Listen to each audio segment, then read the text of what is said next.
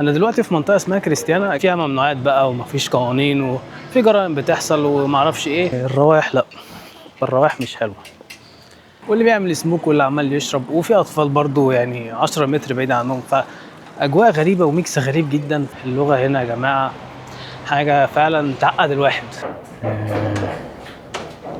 يلا بينا خش على طول يا باشا. لو بعمل هايكنج كان هيبقى متعب قوي كده. اهلا بيكم في فلوج جديد يا شباب. النهارده هنستكشف كوبنهاجن مع بعض لاول مره في حياتي. حاطط خطه كده عشوائيه وبعض المعالم السياحيه. لما تيجي تذكر اسكندنافيا الناس دايما تفتكر الدنمارك وكوبنهاجن، بيقولوا ان هي دي يعني العاصمه بتاعت اسكندنافيا. لكن في الحقيقه لو بصينا هنلاقي ان ستوكهولم اكبر من حيث عدد السكان والمساحه في المركز الاول، والمركز الثاني كوبنهاجن، والمركز الثالث اوسلو في النرويج. لكن في معلومه برضو ان مطار كوبنهاجن هو اكبر مطار في اسكندنافيا، ومطار كبير جدا بصراحه. يعني خدت تقريبا ربع ساعه من اول ما طلعت من الطياره لحد لما خرجت بره. والحلو بقى في مطار كوبنهاجن ان بتاخد المترو على طول، يعني ما بياخدش 10 دقائق ربع ساعه للسيتي سنتر. فممكن تشتروا التذاكر من المحطه او من الابلكيشن زي ما انا عملت، فده اسهل بكتير. فاحنا دلوقتي في مكان اسمه مش عارف ايه. شكلك فاهم يا نصة. نستكشف البرج ده، نطلع فوق، وهنا ممكن تشوف بقى ايه المدينه كلها من فوق. في زحمه غير عاديه النهارده، يعني حتى في المترو انا مش فاهم. النهارده يوم الاثنين والمفروض الاجازات خلصت، لكن واضح يعني ان كوبنهاجن مدينه سياحيه جامده يعني. فهنشوف هل فعلا تستاهل الهايب وان الواحد يسافر لها ولا لا. عندنا ستوكهولم اكبر مدينه في اسكندنافيا، مدينه جميله جدا. فهنشوف بقى لو كوبنهاجن واصله لنفس المستوى. الطريقه الوحيده عشان الواحد يطلع البرج ده يشوف المدينه من فوق محتاج يحجز تذكره، ومفيش تذاكر تشتريها هنا، لازم تحجز اونلاين. فاقرب ميعاد دلوقتي الساعه 1. طب يا شباب حجزت التذكره الساعه 4، ما كانش في اماكن دلوقتي، وسعر التذكره يعني تقريبا 9 ل 10 يورو. فزي ما انتم شايفين النهارده زحمه غير عاديه. بس خلينا مكملين الجوله هنا ونتفرج على بقيه الاماكن في كوبنهاجن. انا دلوقتي في منطقه اسمها كريستيانا جنب البرج ده، والمنطقه دي معروفه ان يعني فيها ممنوعات بقى ومفيش قوانين وفي جرائم بتحصل ومعرفش ايه. هي المنطقه جنبي، فانا مش عارف بصراحه يا شباب اخش اتفرج ولا بلاش. يعني هو الدنيا نهار ما ممكن الوضع يكون امن شويه، ممكن بالليل الوضع مختلف. فتعالوا ناخد جوله كده على السريع جوه. جو حلو قوي النهارده بصراحه. يعني الدول الاسكندنافيه في الصيف يعني مش احسن حاجه، لكن انت وحظك. يعني في ايام ممكن تبقى مطر، في ايام ممكن تبقى شمس، في ايام ممكن يبقى شمس ومطر وعواصف. فانت وحظك لو جاي زياره.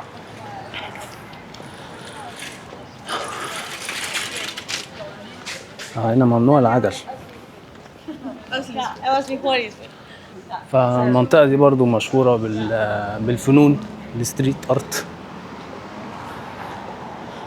تعالوا كده نتجول نشوف هل خطر زي ما بيقولوا. الناس عايشه يا جماعه، منطقه زي الفل مفيش اي حاجه.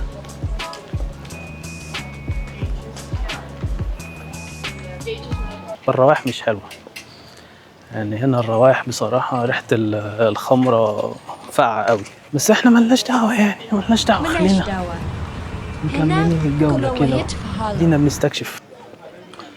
عندنا هنا سوق، هو في اطفال ماشيه مع اهاليهم دلوقتي بالنهار، فاعتقد المكان امن.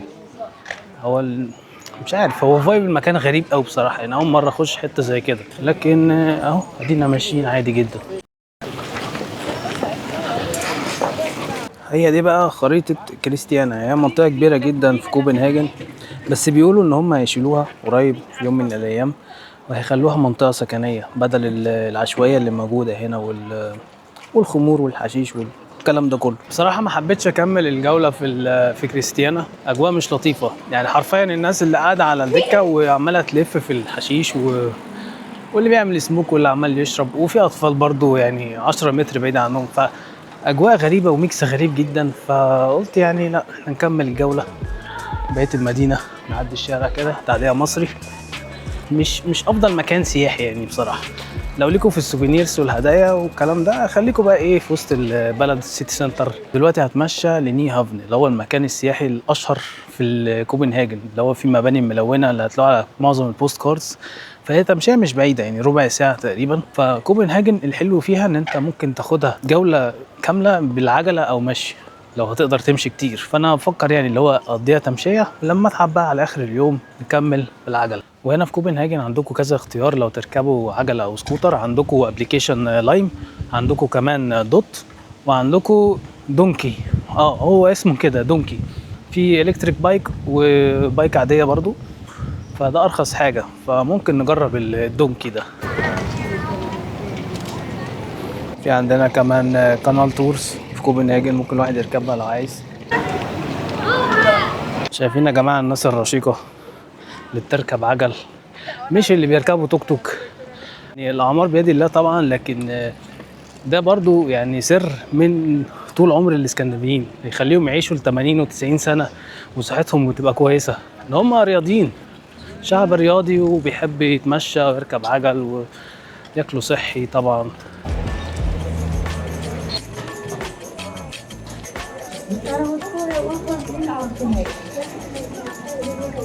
واخيرا وصلنا يا جماعه المكان الاشهر في كوبنهاجن، نيهافن، البيوت الملونه. كل الناس هنا طبعا عماله تتصور، لان يعني شكل البيوت حلو قوي. يعني لولا البيوت دي ما كانش الناس هتعرف كوبنهاجن. قبل ما نكمل هنا في نيهافن هاخد جوله لقلعه جنبنا، وبرضه هنروح ناكل شويه بيكريز ونرجع تاني نيهافن. وبعد كده هنكمل الخطه ونروح اللي هو اطول شارع شوبينج في اوروبا، طوله كيلو 100 متر. وبصراحه لو حد حطني في شارع في كوبنهاجن مش مشهور وقال لي انت في السويد ولا في الدنمارك، يعني مش هعرف افرق. يعني الاثنين نفس الستاندرد يا جماعه، يعني نفس الشوارع، نفس كل حاجه، نفس المباني. بس هنا في اماكن تبقى المعمار مختلف فيها شويه، لكن معظم الاماكن كلها شبه بعض. لكن اللي مش شبه بعض طبعا اللغه هنا يا جماعه حاجه فعلا تعقد الواحد. في ناس تفتكر ان السويديين بيفهموا الدنمارك والعكس، لكن في الحقيقه مش قوي. السويديين اللي عايشين في جنوب السويد ممكن يفهموا دنمارك، لكن انا عن نفسي ما بفهمش دنمارك خالص. تحس ان اللغه كانهم بيرجعوا كده، بيتكوا على الحروف يعني صعبه شويه. اسهل حاجه ريح دماغي نتكلم انجليزي. فهي اللغات الاسكندنافيه قريبه شويه من بعض، لكن برضو يعني مش زي العربي. يعني اللبناني بيفهم المصري، العراقي برضو بيفهموا بعض، لكن هنا مش كل الناس تفهم بعضها. يعني لو جبت شخص عايش في شمال السويد وجنوب السويد احتمال ما يفهموش بعض، فما بالك بقى لو جبت واحد من شمال السويد جه زياره لكوبنهاجن يتكلم مع الدنماركي مش هيفهم حاجه. اللي ممكن افهمه شويه هو النرويجي قريب شويه من السويدي، بس برضو يعني لكنه مختلفه وكلام مختلف. الفنلندي بقى قصة تانية. الفنلندي يعني لغة تانية خالص. الزبالة بيرموها ازاي؟ بتبقى تحت الأرض، طلع الونش يا معلم وارمي بقى.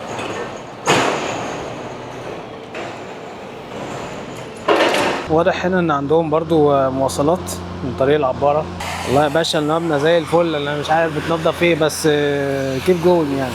طبعا يا شباب جينا مكان هنا جديد، نافورة شكلها تحفة بصراحة. شايفين الراجل ماسك كرباج كده ويلا يا معلم اديله. لو حد يا شباب يعرف مين الراجل ده يكتب لي في التعليقات. طبعا يا شباب دلوقتي وصلنا الليتل ميرميد او حورية البحر الصغيرة اللي هناك دي. زي ما انتم شايفين الناس كلها متجمعة هناك، مش عارف على ايه بصراحة. هل ليها تاريخ معين مثلا؟ سلام، بصوا كل الناس رايحة تصور الميرميد. ماليش قوي في التاريخ، بس يعني انا مش فاهم ليه الزحمه دي كلها. كل ده عشان الحوريه. وهناك ايه ده؟ في عندنا طياره ممكن الواحد يركبها يا جماعه. هي دي الطياره اللي عم هتلف فوق المدينه. واو. طلع هنا فيها شباب الطياره دي ممكن تاخدوها كسايت سينج ب 110 يورو الرحله. ففكره حلوه لو انتوا جايين كذا شخص كوبنهاجن، ممكن تركبوا تلففكوا شويه فوق المدينه. هي قدام بالظبط الحورية اللي احنا صورناها هناك.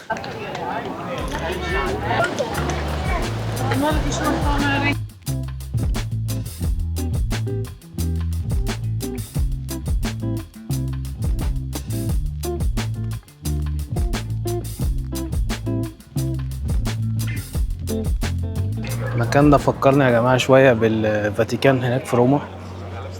بصوا المنظر.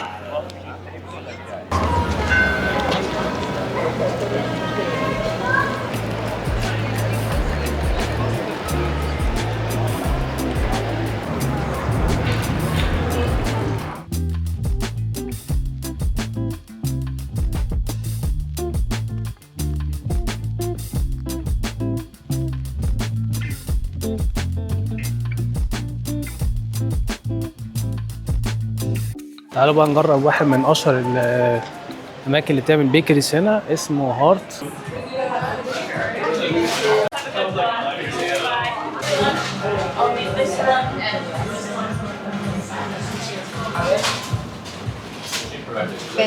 تعالوا نجرب واحده من اشهر الدينيش بيستريز اللي موجوده هنا. دي اسمها تبريكس اعتقد، ودي عجينه هشه كده وجواها محشيه عجينه لوز وعليها بوبي سيدز او بذور الخشخاش اعتقد. حلوه يا عم، زي الكرواسون كده بس عليها البذور دي، فمديها طعم مختلف شويه. المشكله ان الكافيه ما كانش فيها قعده كويسه، يعني ما فيش حتى قعده تشرب قهوه ريلاكس تشحن موبايلك. فدي هاكلها على السريع وبعد كده اروح كافيتيريا تانية نشحن الموبايل نشحن الكاميرا ونكمل يوم. والله الواحد كان محتاج حاجه تشحن الطاقه. انا لحد دلوقتي ماشي 10000 خطوه ولسه مكملين، يعني اليوم لسه ما خلصش. قدامي تقريبا 5-6 ساعات كمان في كوبنهاجن قبل ما نقفل الجوله. نخش دلوقتي اللي هو اطول شارع شوبينج في اوروبا. هتلاقوا هنا عند علامه رولكس، فالشارع ده طوله كيلو و100 متر. بالنسبه للاسعار هنا في الدنمارك يعني هي غاليه شويه عن السويد وعن بعض الدول الاوروبيه التانية. يعني انا شربت قهوه كلفتني تقريبا اللي هو 8 يورو. متخيلين؟ يعني هناك السويد ارخص. عيب السويد ان عملتها ضعيفه جدا مقارنه بمثلا النرويج والدنمارك، دوله عملتها اقوى. مع ان السويد يعني فيها شركات عالميه، فانا مش عارف ازاي الدنمارك بصراحه عملتها قويه واقوى من السويد، برغم ان السويد يعني بلد انوفيتيف جدا وعندها مصانع وشركات عالميه وقصه طويله. والحقيقه ان هنا المرتبات في الدنمارك يعني من احسن المرتبات في اسكندنافيا. اعتقد المركز الاول النرويج، بعدها الدنمارك، وبعدها اخر حاجه السويد. في ناس بتبقى عايشه في السويد، بتبقى ساكنه مثلا في جنوب السويد مدينه مالمو، وبتروح الشغل كل يوم للدنمارك عن طريق اللي هو الكوبري اللي اسمه أورسنسبرو.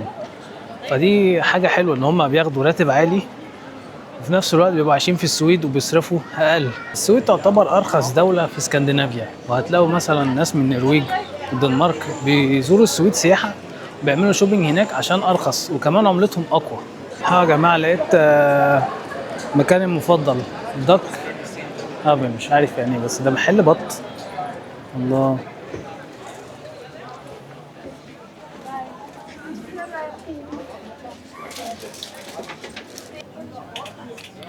بس البط الخليجي ده بطة محجبة كمان. هنا كل انواع البط اللي ممكن تتخيله.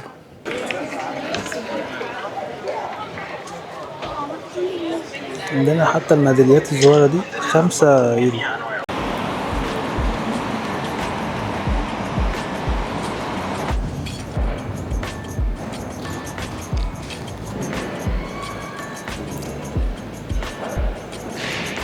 والله يا شباب انا مرعوب اجرب الاسانسير ده، بس خلينا نجرب.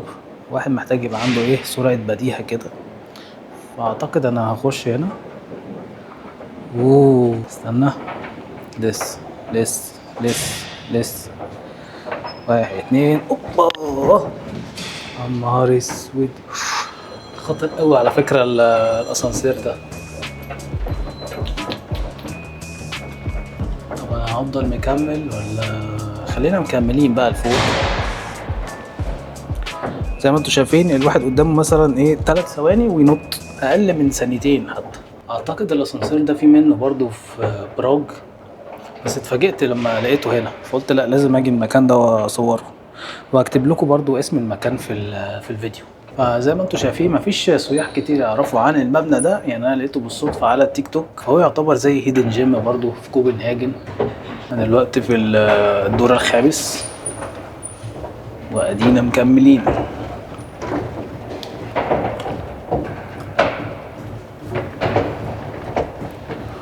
معانا هنا الدور السادس، طلعت اخر دور. فالدور السادس هو اخر دور، مكتوب ايه remain standing. دلوقتي بقى اسانسير بيقوم ناقل للناحيه التانية، يعني هو كان على الناحيه اليمين هينقل للناحيه الشمال. فانا دلوقتي هحاول ننط بسرعه 1 2 اجري بس خلاص. مفيش ولا سايح هنا، انا الوحيد اللي موجود في المكان ده، فمكان اكتشاف والله. فيلا بينا بقى ايه ننزل تاني.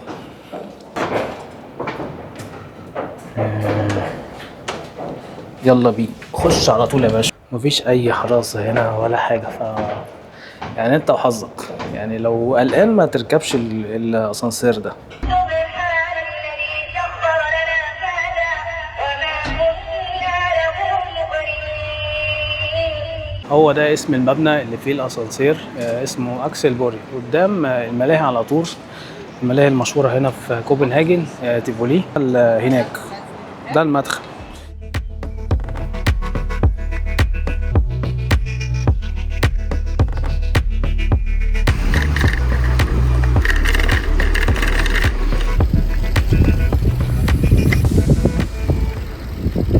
ميعادنا الساعة 4، فنطلع فوق يعني منك للهوا.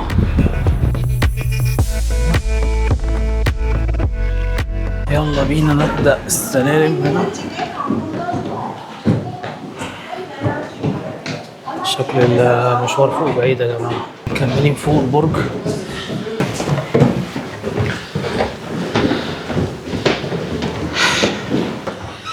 ولسه عندنا أدوار تانية.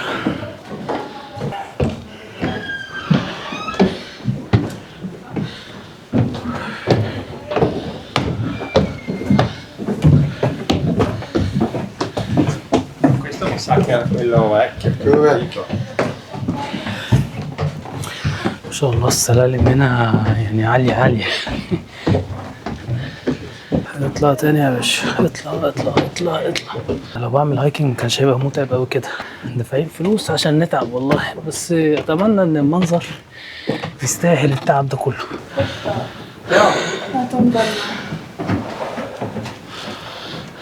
Ama اشتري أنا ليه نجي دلوقتي؟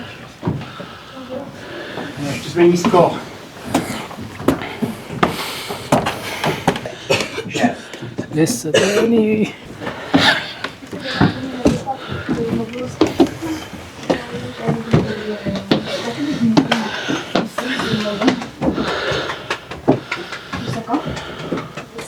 ولسه مكملين يا باشا.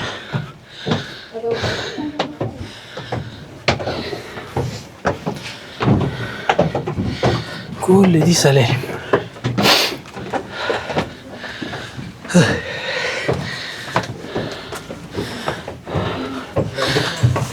المشكلة هنا ان السلالم ضيقة، يعني اللي طالع واللي نازل في نفس الوقت.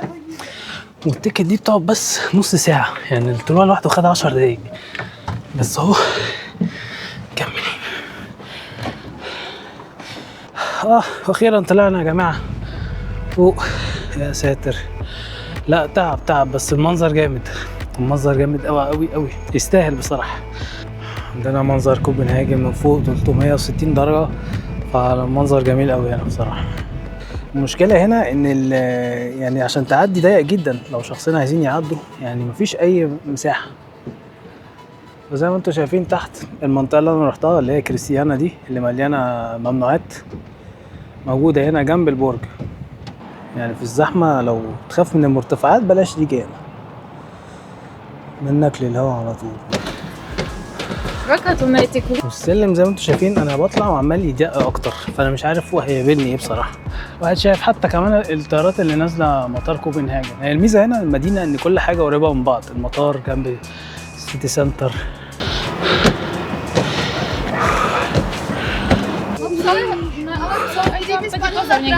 كده وصلت تقريبا اعلى نقطه في البرج، يعني يا دوبك تكفي شخص شخصين هنا. لا مش مستاهل يا جماعه نطلع فوق، احنا ننزل تحت وكفايه كده.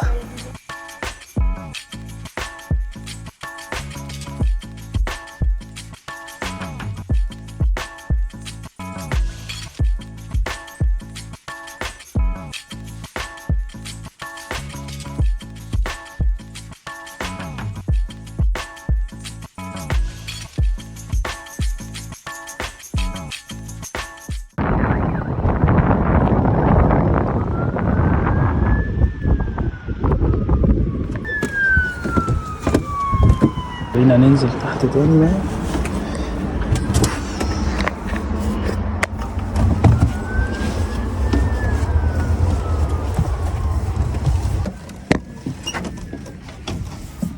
A few moments later.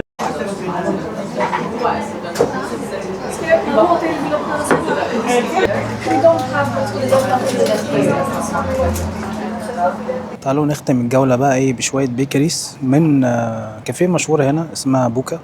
فجبت بيستاشيو كرواسونت فشكله جامد. طب يا شباب كده وصلت لاخر اليوم، يعني قضيت تقريبا 6 ساعات دلوقتي في كوبنهاجن. ويعني هل تستاهل الزيارة؟ فعلا تستاهل الزيارة، ومحتاج على الاقل يومين عشان تشوف المدينة كلها. يعني انا النهاردة مشيت يجي 20,000 خطوة وما لحقتش حتى يعني اشوف الاماكن اللي انا كنت مخطط اروح لها. فانتوا لو جايين في حاجه حلوه قوي هم عاملينها هنا اسمها كوبنهاجن كارد، في 24 ساعه، في 48 ساعه، وفي 72 ساعه. ال 24 ساعه ب 75 يورو، ودي تدخلك كل المتاحف في المدينه. فلو انتوا بتحبوا المتاحف وبتحبوا كل الاتراكشنز ممكن تشتروا الكوبنهاجن كارد، لكن مش انكلودد الملاهي حاجه لوحدها. بس اتمنى الفيديو ده يكون عجبكم. اتفرجت شويه على كوبنهاجن معايا لاول مره، وما تنسوش اللايك والسبسكرايب يا شباب، واشوفكم الفيديو الجاي. سلام.